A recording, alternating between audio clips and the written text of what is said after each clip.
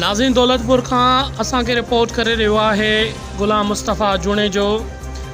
तालको दौलतपुर बहाल कयो। दौलतपुर ऐं आसपास जा सभई माण्हू रोडनि ते निकिरी आया। तालको दौलतपुर बहाली लाइ निपटण उस में मैन प्राइमरी स्कूल खां प्रेस क्लब दौलतपुर ताईं एहतजाजी रैली कढी मुज़ाहिरो कयो वियो। उन मौक़े ते तालकाए दौलतपुर बहाली जी जिदोजहद कमेटी जे ऑर्गेनाइज़र अब्दुल करीम अबड़ो, मोहम्मद यासीन जूणे जो, गुलाम मुस्तफ़ा जूणे जो, रफ़ीक शाह, अब्दुल हमीद खान जूणे जो, अब्दुल हमीद खान अब्बासी, हाजी ख़ालिद ओठो, रहीम खान ज़ादा, नबी बख्श पली, मज़हर अमरानी ऐं ॿियनि चयो त दौलतपुर सिफ़नि खां तालके जो दर्जो खसे वॾी नाइंसाफ़ी कई वई आहे।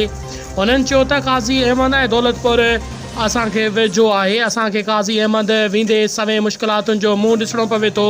उन हूंदे बि असांजो को बि कमु नथो थिए। आख़िर में उन्हनि आला इख़्तियारनि खां मुतालबो कंदे घुर कई त अवाम जी वॾी तइदाद खे सहूलियतुनि वारो अॻियूं रद्द कयल पूरो तालको दौलतपुर बहाल करे ॾिनो वञे त जीअं वॾे खां वॾे तइदाद जी अवाम खे संदन बुनियादी हक़ ऐं सहूलियतूं मुयसरु थी सघनि। उन सभिनी हदुनि में तालके लेवल जे समूरे सरकार कारवां में कामयाबी सां सहूलियतुनि वारो तालको दौलतपुर हुयो।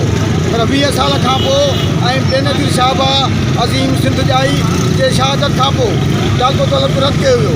13 साल आहे अवाम जे वॾे तइदाद खे 17 यूसियूं आहिनि। तालके काज़ी मौजूदु 11 यूनियन काउंसिल खे जे 3 सर्किलूं त 2 सर्किल जे अवाम खे तक़रीबन ऐं 3 कमेटियुनि मां टाउन कमेटियुनि मां 3 टाउन कमेटियुनि जे अवाम जे शहरनि ऐं ॻोठनि जे अवाम खे सफ़री मुश्किलातुनि सां गॾु तरह तरह जूं मुश्किलातूं आहिनि। सरकारी कारोबार करायूं पर सिंध हुकूमत जे का जूं नथी जुड़े बर्दाश्त नथो थिए। तंहिं करे असीं मुतालबो कयूं था पीपल्स पार्टी जे आला क़यादत खां सिंध हुकूमत जे आला क़यादत को दौलतपुर क़ाइमु करे अवाम खे सहूलियतूं मुयसरु करे बेचैनी अवाम ख़त्म कई वञे।